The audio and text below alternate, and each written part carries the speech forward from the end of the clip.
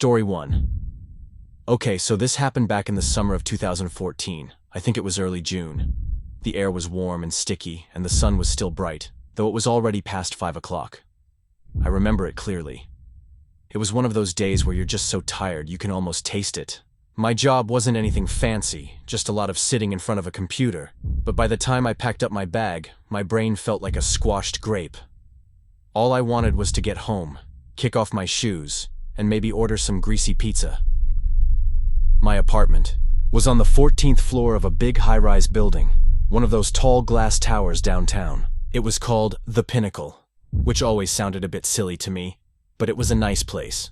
There was a doorman, Mr. Henderson, who always had a smile and a joke ready. But that day, when I walked into the cool lobby, Mr. Henderson wasn't there. There was a new guy, someone I hadn't seen before. He was young, probably just out of high school, and he looked a bit lost, staring at his phone. I just nodded and headed for the elevators. The elevator ride up felt slow, as usual. I was just staring at the numbers light up, counting down the floors until 14. When it reached floor 7, the doors opened. Nobody was waiting. But just as the doors started to close, a man slipped in. He was different. He wasn't really old, maybe in his 50s, but his clothes looked like they'd been slept in for a week. A rumpled brown jacket that was too heavy for summer and dark, baggy pants. His hair was a mess, sort of sticking up in every direction. But what really caught my eye were his eyes. They were a bright, pale blue, like marbles, and they didn't seem to blink much. He stepped into the corner of the elevator, facing the doors, but I could feel his eyes on me. It wasn't a quick glance, it was a steady, unmoving stare. I tried to pretend I didn't notice, looking at my shoes, then at the floor numbers again. My heart started to beat a little bit faster, a tiny drum in my chest. It was just a guy, I told myself. A bit messy, maybe a bit shy, but harmless. The elevator stopped at floor 12. The man shifted, and I thought he was going to get off. But he didn't. He just stood there as the doors opened, then closed again. Then, as the elevator started to rise again, he finally spoke. His voice was a low rumble, kind of scratchy. "You live on the top floors, don't you?" he said. I was surprised. Most people just talk about the weather in an elevator. 14, I said, trying to sound normal. "Yeah, 14B. I immediately wished I hadn't given him my exact apartment number. Why did I do that? He nodded slowly. "Nice view from up there," he said, still not blinking. "Especially in the evening, when the lights come on." I forced a small smile. "Yeah, it is." I felt a shiver run down my arm, though it was warm in the elevator. It was weird. He wasn't doing anything wrong, but the way he said it, like he knew what my view looked like, made my stomach twist. Finally, the elevator dinged at 14. The doors opened. I practically leaped out, muttering a quick, "Have a good evening." I walked quickly down the quiet hallway, fumbling for my keys in my bag. I could feel his eyes on my back until the elevator doors finally closed behind him. I let out a breath I didn't realize I was holding. That was odd, I thought. Maybe he was just a lonely neighbor, or maybe he just liked talking. I tried to shake it off. I reached my door, apartment 14B. The hallway was completely silent. I slid my key into the lock, giving it a turn. That's when I heard it. A soft, shuffling sound from down the hall. I froze, my hand still on the doorknob. Slowly, I turned my head, and there he was, the man from the elevator. He was standing maybe 20 feet away, near the emergency exit door, just looking at me. His face was still, like a statue. Those pale blue eyes were fixed right on me. My heart began to pound, hard enough to make my ears ring. He hadn't gotten off at floor 12. He had come up to 14, and he hadn't left. He was just standing there, watching me unlock my door. A cold, icy feeling crawled up my spine. This wasn't friendly. This wasn't normal. I didn't try to smile this time. I didn't say anything. I just yanked the doorknob, pushed the door open, and practically dove inside my apartment, slamming the door shut behind me. I quickly twisted the deadbolt, then slid the chain lock into place. My hands were shaking so much I could barely do it. I leaned against the door, breathing hard, listening. Nothing. Just the quiet hum of my refrigerator. I walked to the peephole and looked out. The hallway was empty. He was gone. I tried to tell myself it was nothing. He probably just got off the elevator, realized he forgot something, and went back down. But then, how did he get to my floor? And why was he just standing there watching? I went to the kitchen and got a glass of water, trying to calm down. The sun was starting to set, casting long shadows across my living room. I turned on all the lights. It felt safer with the lights on. I was just about to sit down on the couch when I heard it. A soft, gentle knock on my door. Tap, tap, tap. I froze, water glass halfway to my mouth. My blood turned to ice. He was still out there. I walked very, very slowly to the door, pressing my eye to the peephole. My breath hitched. It was him. The man with the pale blue eyes. He was standing directly in front of my door, staring right at the peephole, as if he knew I was looking. He didn't move. He didn't knock again. He just stood there, completely still, like a forgotten coat hung on a hook. It was worse than if he'd been pounding on the door. The silence was heavy, filled with his silent watching.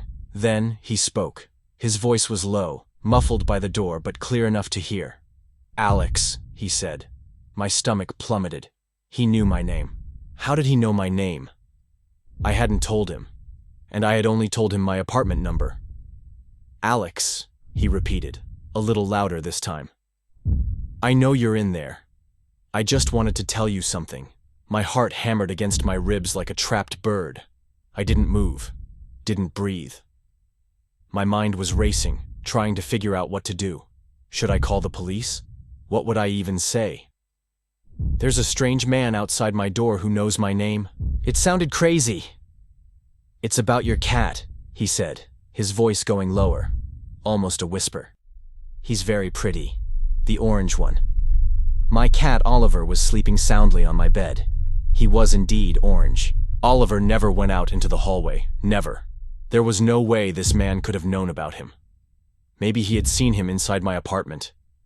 A wave of pure terror washed over me. Had he been in here? Before I came home? Had he watched me from the hallway? The idea made me feel sick to my stomach. My apartment, my safe place, felt violated. I gripped the doorknob, not to open it, but to keep it shut with all my strength. I squeezed my eyes shut, wishing he would just go away. My mind screamed, "Go away, go away, go away." He stayed for what? Felt like an hour, but it was probably only a few minutes. I heard him shift his weight, then nothing. Then, a soft scraping sound. It sounded like he was running his finger along the wood of my door. Finally, I heard him sigh, a long, drawn-out sound that made me shiver. Then, his footsteps. Slow, deliberate footsteps, walking away from my door, down the hallway. I waited, holding my breath, until I heard the faint ding of the elevator. I stayed pressed against the door for a long time, my whole body trembling. I called Mr. Henderson at the front desk, but he wasn't there yet. The young guy who was on duty just sounded confused when I tried to explain what happened. "A man with blue eyes? I don't think I saw anyone, ma'am. Maybe a delivery?" I didn't believe him. I didn't believe anyone. I never saw that man again. Not in the elevator, not in the lobby, nowhere. Mr. Henderson was back the next day, and he swore he hadn't seen anyone matching that description. He checked the security camera footage from my floor, but said there was nothing unusual. But I know what I saw, and I know what he said. How did he know about Oliver? How did he know my name? To this day, I don't have an answer. I changed all the locks on my door that week, and I still double-check them every single time I come home. Sometimes, late at night, I still imagine those pale blue eyes staring through my peephole, and I feel that cold, chilling dread all over again. My apartment still felt like home, but it never felt quite as safe after that summer. Not really. Story 2. Okay, so this happened a few summers ago, back in 2017. I remember it was July. The nights were really warm and buggy, and the stars seemed extra bright out in the country. I was staying at my Aunt Carol's old farmhouse for a few weeks. She was away on a trip, and I was supposed to be looking after her cat Muffin and watering the plants. It was usually pretty peaceful out there, just me and Muffin and the sound of crickets at night. This particular night, I'd gone into town, which was about a 20-minute drive, to meet up with some old friends at the Rusty Mug. It wasn't a fancy place, just a small, cozy bar where everyone knew everyone. We had a few sodas and laughed a lot, catching up. By the time I decided to head home, it was almost midnight. I wasn't sleepy, but I was definitely tired from all the talking and laughing. The drive back to Aunt Carol's was always pretty dark. There weren't any streetlights once you left the main road, just tall trees that swallowed up the moonlight and narrow, winding lanes. My old car's headlights were good, but they only lit up a small part of the world in front of me. The rest was just inky black.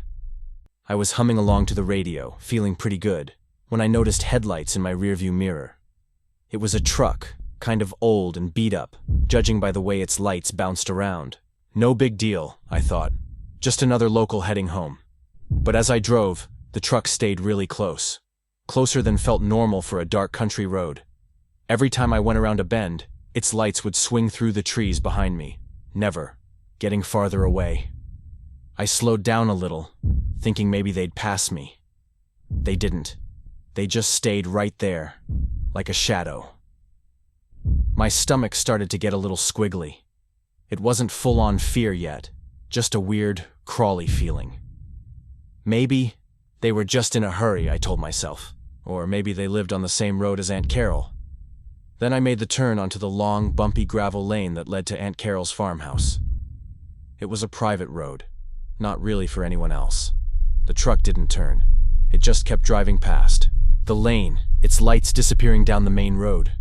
Whew, I said out loud, letting out a breath I didn't realize I was holding. Just being silly.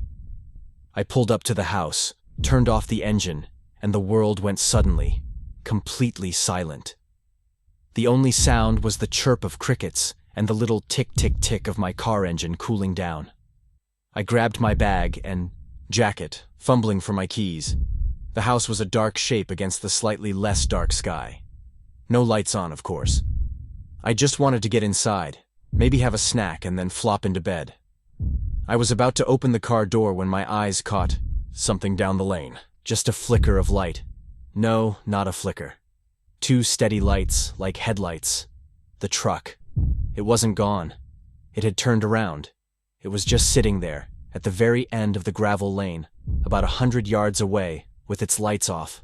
I couldn't see anyone inside, just the dark shape of the vehicle. My heart started thumping like a drum. Thump, thump, thump, thump. I sat still in my car, holding my breath, watching. The truck didn't move. It just sat there, a dark lump at the edge of the darkness. My mind raced. What did they want? Why were they just waiting? After what felt like a very long time, I decided I couldn't just sit there all night. I had to get inside. I quickly opened the car door, got out and shut it gently, trying not to make a sound. I practically tiptoed up the few steps to the porch, my eyes glued to the dark truck down the lane. Still no movement. My hands were shaking as I tried to get the key into the lock. It felt like it took forever. Finally, the lock clicked. I pushed the heavy wooden door open and quickly slipped inside, pulling the door shut behind me with a soft thud. I leaned against it, fumbling for the deadbolt. Click, thwunk. The chain went on too. I took a deep, shaky breath. Safe. I was inside. Then, I heard it. A faint crunching sound from outside, the gravel on the lane. I knew that sound. It was footsteps. Slow, deliberate footsteps. My blood turned to ice water. They weren't just sitting in the truck anymore. They were walking up the lane, going to the house. I crept to the living room window, pulling back a tiny corner of the curtain. The porch light was off, so it was still pitch black outside. I peered out, straining my eyes. And there he was. A man. He was tall and kind of shadowy, just a dark outline against the slightly lighter night sky. He was walking slowly, not trying, to hide, right up the middle of the yard, going to the house. He stopped in front of the living room window, maybe 20 feet away. He just stood there, completely still, looking directly at the window. I couldn't see his face, just the dark shape of his head. It was like he knew exactly where I was, though the house was dark. My heart was beating so hard I thought it would burst out of my chest. I wanted to scream, but no sound would come out. I pressed myself against the wall, trying to disappear. He stayed there for a long time, just standing, watching. The silence was the worst part. It was so heavy, so full of his silent staring. I heard Muffin, Aunt Carol's cat, stir from the couch, then pad softly into the room, rubbing against my leg. I froze, terrified she would make a sound. Then, the man moved. Very slowly, he raised his hand. He wasn't waving or gesturing. He just raised his hand and pointed. Right at the window. Right at me. A small, high-pitched noise escaped my throat. I squeezed my eyes shut, wishing I could disappear. My mind screamed, "Go away! Just go away!" When I dared to open my eyes again, he was gone. The yard was empty. The truck was gone from the end of the lane, just the crickets singing their nightly song. I didn't sleep much that night. I turned on every light in the house, including the ones in the hallway. I checked all the locks again and again. Muffin seemed to sense my fear and stayed curled up on my lap.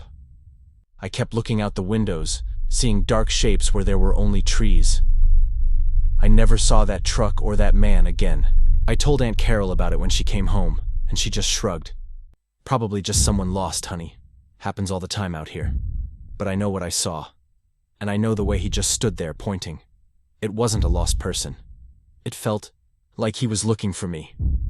To this day, when I'm alone in a dark house, I still get that cold, crawly feeling, and I can almost see that shadowy figure standing in the yard, just watching. The country never felt quite as peaceful after that. Not really.